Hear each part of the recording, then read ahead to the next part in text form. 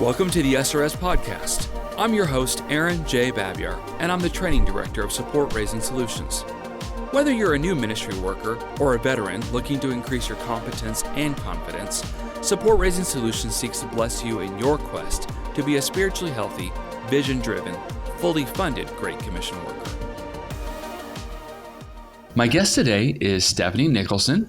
Of course, Stefanie has been on the podcast before, and she is with Here2There Ministries based out of Jacksonville, Florida.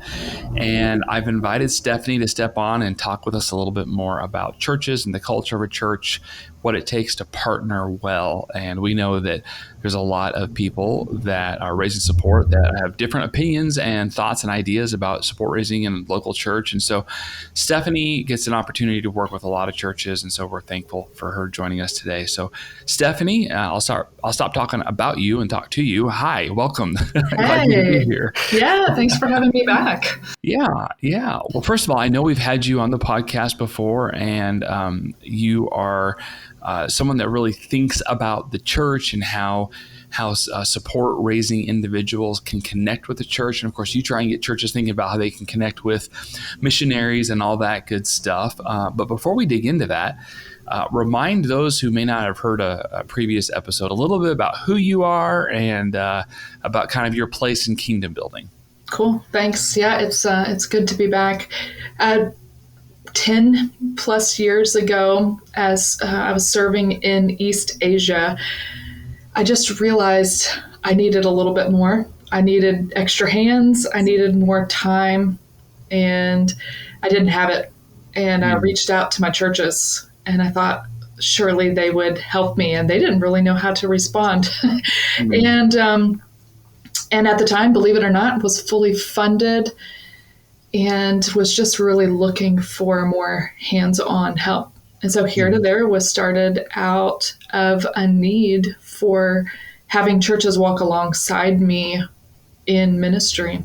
And so that's what I get to do. I get to help churches kind of see where missionaries are, that they can be fully funded, but they need the mental, emotional, spiritual, physical care to come alongside.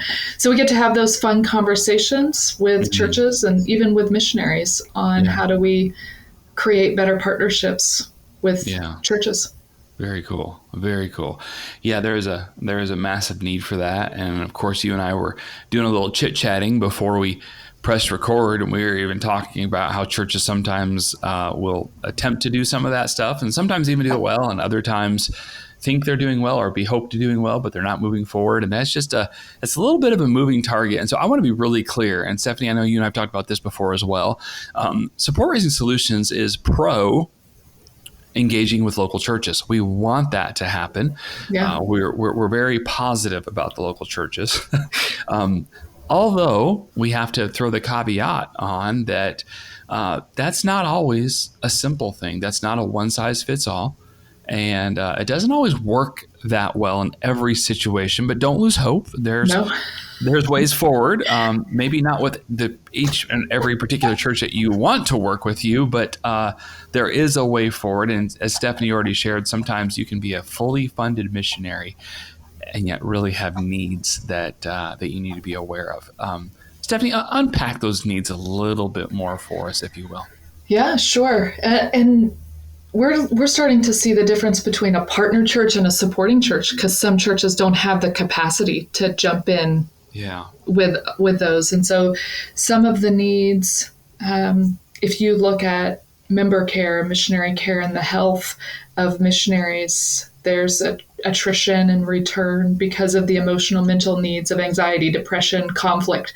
And so it goes beyond just the finances. The finances, I think, have been a great launching pad for partnership, right? It gets them connected, it gets them invested, and then we can take the next step and seeing churches just communicate on a regular basis. I think communication and connection prevents a lot of those attrition and return needs. If we just communicate regularly, if we just provide a little bit more care and kind of learn how to recognize pink flags before they turn into red flags, and just connecting, keeping people up to date on what's going on, Just asking them, how are they doing? Oh, boy, what a big, simple question. In fact, part of my testimony in starting Exago Ministries years ago, which of course then I get to partner with SRS. But one of the main reasons, Stefanie, that I believe I helped start Exago is because somebody actually did that for me. Somebody actually asked me, how are you doing? And I'm not a big crier. And I cried because it had been over a year since anybody had cared enough about my soul as a ministry leader to slow down, have a cup of coffee with me and ask me how I'm doing and really mean it. Like they weren't asking about my ministry stuff I was doing for the kingdom. They were asking about me, about Aaron Babyar. And that floored me. And so I know that happened to me, but I know that happens to other leaders too, or sometimes that's not happening for them. And their soul aches a little bit because they need that care. So let's get back to this idea of culture of a church and what it takes to partner well. And I know that you had some ideas that you bullet pointed for me in advance just about this idea of like hot, cold, east, west, culture differences. Just go ahead and unpack some of that for us, if you would, please. Yeah, sure. Just in the last, couple of weeks, God has just kind of thrown culture in front of my face in several different ways. And I thought, okay, I'm going to start paying attention and look into this a little bit more. So I lived in the Philippines. I lived in East Asia, which are both warm cultures, and I didn't know it. There weren't books about that at the time. And I lived it out, and I can still taste my flip-flop in my mouth from eating my words from times that I just told somebody, I was like, you don't need to ask permission to do that. You're a grown woman. You don't need to do this. And I was just tearing the culture apart. I mean, just going in like a bull in a china shop, just going through. And so I've just been looking at culture a lot. If you serve in missions or serve people in missions, hopefully this is something that you've looked at. We have hot, cold, and we have honor, shame cultures. Those are kind of two main categories here. And when we think about hot, cold, we typically think relation and time. So America is definitely a cold culture. We are task driven. We are direct with our communication. We are very individualistic. We're private. And I love this description I was reading recently. We have structured hospitality. Now, us in the South, we're supposed to be hospitable, right? And give you a piece of sweet tea and an Edamund's cake every time you come in the front door of our home. But we plan that out, right?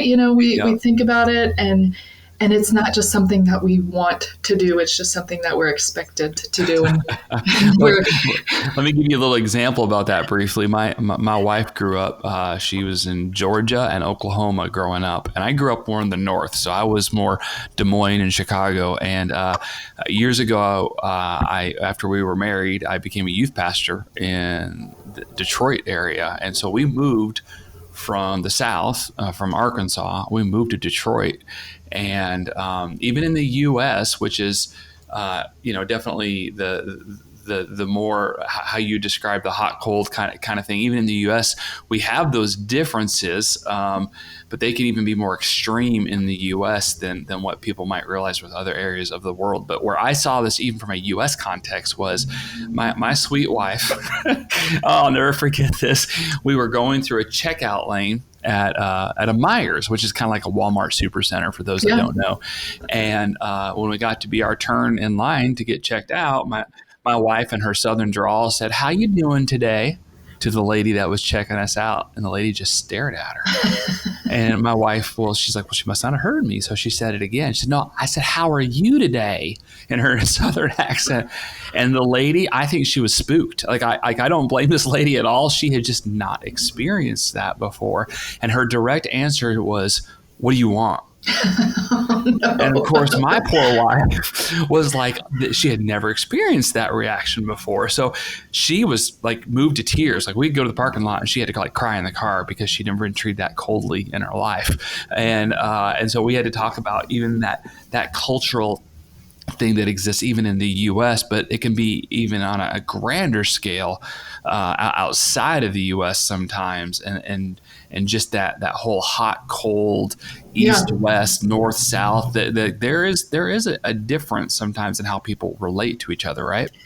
And it's huge. It's like when we're talking to people who are trying to raise funds and build relationships, this can be a challenge, right? Because we, as the invitee into this relationship, we're going in wanting some of these things, but yet our churches have been established in this cold culture. Mm-hmm. And so it's kind of this, we're walking into a brick wall almost, because you go, I want this thing. I want this relationship. I want to spend time with people. I want to get to know them and do ministry with them. But yet it has been built on this task list of very direct communication where it's silos. We do church, you do missions, we'll share stories, but that's about it. And so it becomes really hard for us as we approach churches, as we invite them to do ministry with us. Yeah. So with that in mind, I know that we want to be good partners. And of course, for those that have gone through an SRS boot camp, we try and do a good job of unpacking this a little bit. But for those who haven't, first of all, do. Yes, it is worth it. Yeah. It's training, but learning and training and coaching are different things. I'll say that again. Learning and training and coaching are very different things. This is something that Support Raising Solutions goes out of its way to spend a good amount of time in training in a boot camp. And that is this idea of partnership in the gospel. And that's different from treating people like an ATM machine.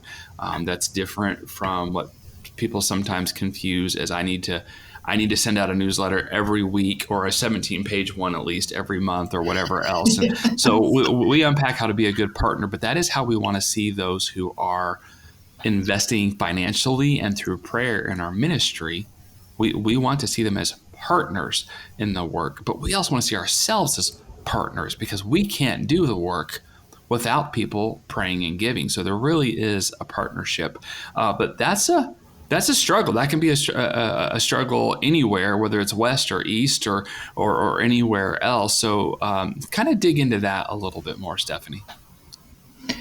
Yeah, wanting to see churches have this posture of partnership, right? Because Ephesians 3:20 and 21 says God can do exceedingly abundantly above all that we can imagine. And it says it's for the glory of the church. So we know that as the church collectively and as the church individually, that's where God wants to get his honor, and that's where God wants to get his glory. But as we talked about being in a hot, cold culture, kind of considering the missionary, the invitee to the church, we're kind of the warm-natured person, and typically our churches, especially in the West, being cold, how do we bridge this gap? And for churches, we would love to see more of a relationship. We want to see more involvement and more care and more connectivity with them.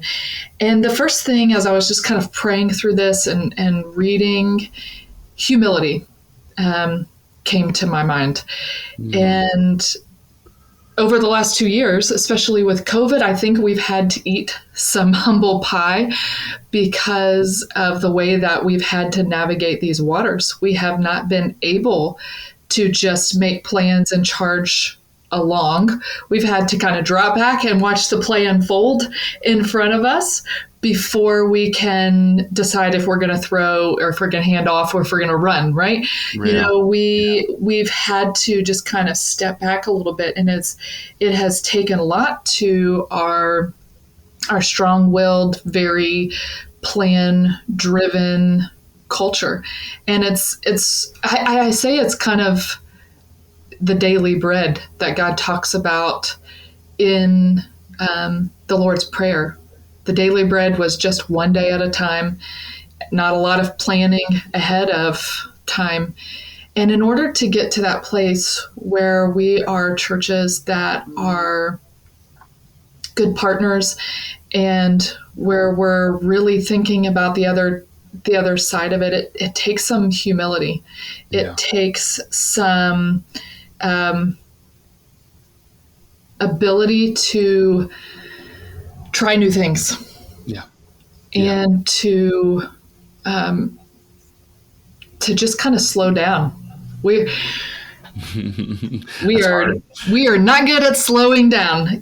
Just think about how difficult it was through COVID to slow down. Many of us just kind of chewed our fingernails down all the way because we didn't know what to do. We did not know how to slow down and really look around and kind of take in and even think about it. We were kind of forced to think about new methods this last year, and even being flexible in how we do ministry, I think, is a huge part of being a good partnership church.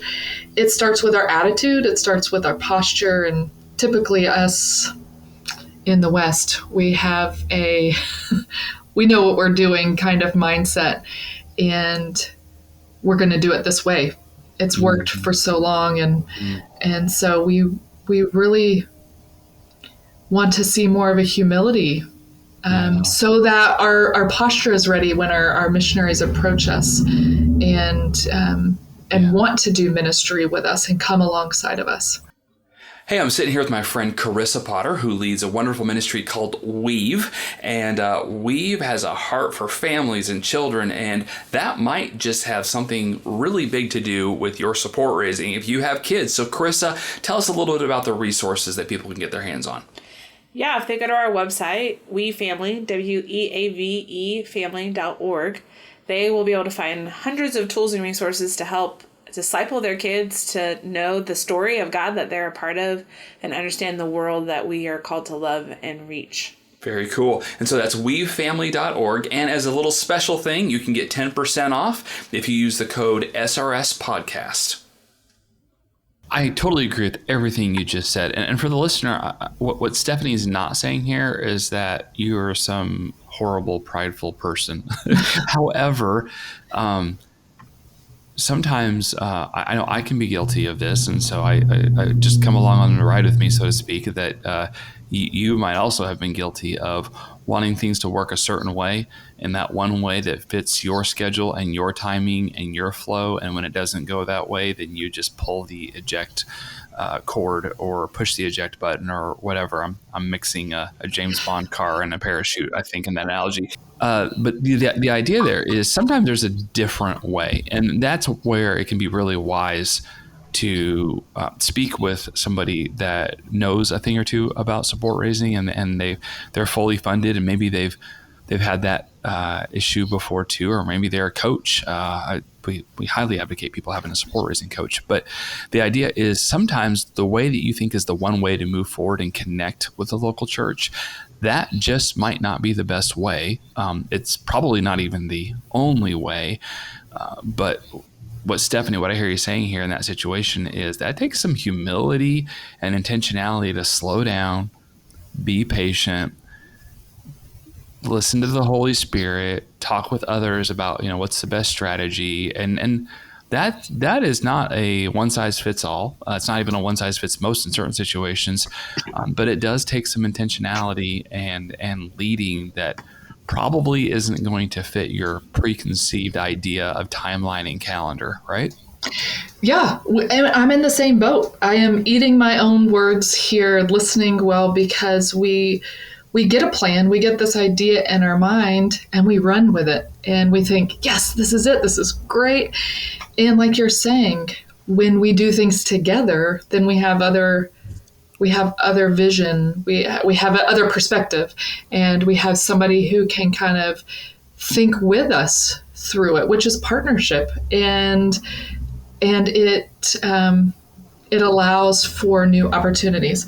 I think of the scripture where Jesus says, I am gentle and lowly, and take this yoke upon me. My burden is easy and light, right? And I love that picture of yoking. I love the picture where he says, I'm gentle and lowly, right? We all have our visions of who Jesus is. He's Santa Claus or grandpa, or he's, up with his finger of lightning bolts ready to come at us. But this verse says he's gentle and lowly. And man, can we imagine if our churches took this same posture of gentle and lowliness and says, come, let's do this together. Let's carry this together. Can you imagine what that would look like if we had that type of mindset and attitude? Yeah. And how we treated each other, whether it's people in the church or our mission partners out of our churches. Yeah, which is very different from having a Rambo Jesus idea of this is the way we're going to do it. We're going to force it through, and it's my way or the highway. Or James Bond. We could do a James Bond Jesus. This is good too. There you go. There you go. I'm sure Jesus would look good in a tuxedo. Yeah. Why not? Why not? Especially if he's doing the beard that you see in the pictures. But I don't know about any of those pictures I ever see about Jesus, so I'm not even going to pursue that one. Yeah. Count me with the crowd though that says he probably wasn't blonde-haired and blue-eyed. I'm not with that crowd. But anyway, let's go ahead and shift though, because I know that humility was a major point of trying to connect with the church in order for us to be good partners with them. But then there's that other idea that you shared with me, just a bullet point, and that was that of accessibility. So humility and accessibility. Unpack that for us, please, Stefanie. Yeah, looking back again against the warm, cold culture, right? So we talked about the cold culture kind of being task-driven. When we think about the warm culture, more of a Western culture, they're relationship-oriented. The hard part is the indirect communication. You got to talk to 4 people and kind of present generalities. But that means that there's more people involved in the process. There's a group identity to it. It means a collective we, which are pros and cons to it. But it's an idea of inclusion, and they're all about relationships. And I love this picture for our churches because we want to be accessible. We want to do things together with missionaries, and just kind of like what we were talking about, inviting people in to help us look at a different perspective, a different viewpoint, a different approach. Mm-hmm. We've got to also have a spirit of accessibility. We've got to have a strategy for accessibility and growing our churches and working with our missionaries. Yeah. One of my favorite pictures that we try to help churches see is if they had a missionary who came in to their church. This missionary worked in a predominantly challenging culture, maybe very heavy Muslim or Hindu, right? And they're good at planting churches. But what if they come in, and what if they taught their church how to be better at reaching Hindus or Muslims? What if they came in and taught them how to build relationships and share the gospel with them? Mm-hmm. That would be such a huge impact to the church. And it speaks volumes about the church as a whole, right? We're bigger than just our ministry and our approach, but we're bringing in our missionaries to help us with a greater vision. And we're wanting to learn from each other, and we're wanting to develop skills that maybe we don't have here in our church that you have developed and you've experienced and you've excelled in. I love that picture, and I love that idea. And we've seen it. We've seen one of our churches do that, and it has done amazingly well with the relationships. There's a greater respect between the leadership in this missionary, but even the members in the church think differently about this ministry partner that they have because they spent time with them. They learned together. They did community together, and now they're doing ministry together because it's not just, well, our ministry here in our church and your ministry there overseas, but collectively we're reaching Muslims and Hindus at the same time. Very cool. Very cool. And so, with that, it takes time. And you said that word right Yes. at the end there about doing it at the same time, but it does take time. And I think, Stefanie, I think that's one of the reasons that as we've developed and continued to sharpen the Support Raising Solutions boot camp over the years, that we typically, when people ask a very pointed question, well, how many churches am I supposed to be working with? We say, okay, first of all, we can't really give you that answer. Yeah, that's a hard number to come up with. Yeah, you can be spiritually healthy and seek the Lord on that and all that good stuff. But what we have found is often people will have just 2 or 3 churches that they interact with on a regular basis. So we're not saying you can't have only 1. We're not saying you can't have 10, but it takes time. It takes intentionality. It takes focus. It takes process. And it's kind of hard to do that with lots of churches. And it's not that we're anti-local churches in any way, shape, or form, but they're messy. And they're organizations. They're not people. Now, they're made up of people, right, but they're organizations. And it's easier for a person to make a quick change or react to certain situations. But there's other things that churches can do that individuals can't. And so that's why we will often encourage support raisers to have 2 or 3 churches on their support team, even though that's not like a rule that we're passing down from on high. There's no moral agenda in all of that. Well, when you have to think about it, you kind of trade human capital for budget capital when you have these stronger relationships. Mm-hmm. Because if you're invested in them and you spend time with them and you join them in ministry, it kind of they trade places a little bit. You send people to do work instead of just sending money, and hopefully the missionary can find somebody to help them do the work.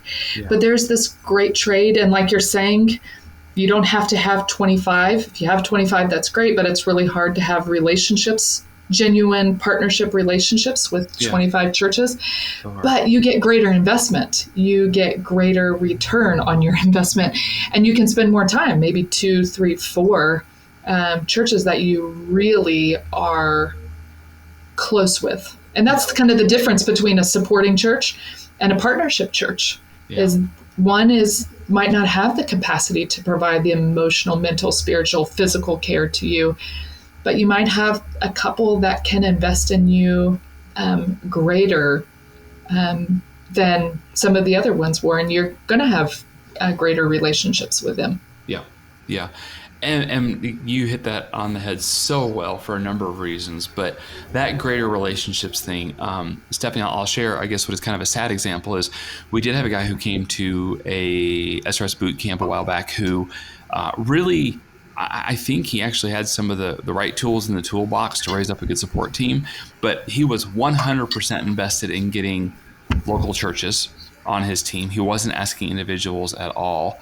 And he spent the better part of 2 years every Sunday going to a different church and trying to preach and do an offering kind of thing. Oh, wow. And so he had lots of churches that were giving $50 a month or $100 a month. And so he wasn't even getting like a large partnership as far as financially from any of the churches. Also, he really didn't have relationships in these churches because he was so busy going church to church to church to church to church. And I mean, he came into the support raising boot camp exhausted. And he's like, I don't understand what I'm doing wrong. I've got lots of churches on my team. And I was like, hold on. I think what you have is a lot of, they're local churches, but they're giving you a little bit of money. That's very different from having partners that are really investing in you and perhaps giving on a different level because of that partnership, and they're tying into the vision. So it was a real eye opener for him, and I'm certain that he walked away realizing that there were some churches that weren't really partnering with him. They just threw him a few bucks now and then, and he needed to. He probably needed to keep a bunch of those churches on his support team, but he also probably needed to invest differently in some more individuals. So I think, again, that was an extreme sort of situation, but I think your ideas of that, in order for churches to be good partners with us, we have to have a humility in how we approach them, but also we have to have an accessibility in really kind of figuring out what that relationship looks like, and a give and take, because they might want to learn things from us, and we might benefit from them, but that Most takes definitely time. So yeah, and that's actually something that I learned at boot camp. It has to be a calendar item, because if you try to just wing it, which it sounds like this guy was kind of just collecting them like stamps or rare coins or whatever. But it takes that relationship, and it takes time, and you have to make space for it and invest back into it. So one of the things that we picked up when we were in boot camp several years ago is putting it on the calendar. So today, from 1 to 3 o'clock, we will spend time connecting, thanking, investing in our partners as much as they do for us, because it's not something that we take lightly. And we talk about partnership, right? So it's two ways. We learn from them, they learn from us, we invest in them, they invest in us. And so, time to develop the relationship, time to work on the relationship as well. Good. Well, our time has flown by, Stefanie. As you know, it's kind of my habit to invite the guest to have the last word. So I'm going to invite you to do that now before we close up today. And you've already brought so much good stuff. Maybe you just had a little burning thought in your mind, or an addendum you wanted to add on to all this other good information that you shared. So the mic is yours, my friend. We talked about a lot. So summing it up into one sentence or one thought, that is a big challenge here. Thank you for that. It's two ways. Just like we were talking about, partnership is two ways. And so to have a humble, accessible spirit as a church is really important, but us as the inviters, we need to have a humble and accessible spirit as well. And it takes prayer, because if we're just doing it on our own, it will only be a good idea or a good effort. But spending time in prayer, asking God to give us that humble spirit and accessible spirit, can only come from God. Yeah. Well, Stefanie, thank you so much for being a part of the SRS podcast. Oh, yeah, my pleasure. Thanks for coming and asking me to come and share and just talk some of these things out with you guys today. Thanks for joining us for this episode. We would love to hear your ideas for future content. Please visit supportraisingsolutions.org/feedback to share your thoughts and questions. Also, wherever you download your podcast from, be sure to subscribe for future episodes and come back each week to gain more insight into the process of building and maintaining your personal support team.